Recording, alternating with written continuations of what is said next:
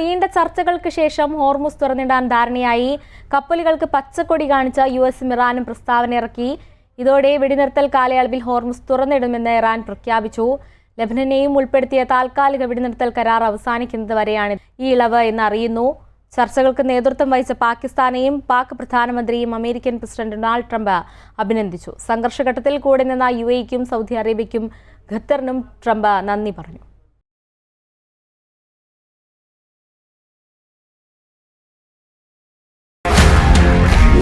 One anchor, every week, 20 years, 1,000 episodes on one TV channel. Middle East This Week, an Elvis Chumar TV show. Exclusively on Jai Hind TV. Stay tuned for the 1,000 countdown.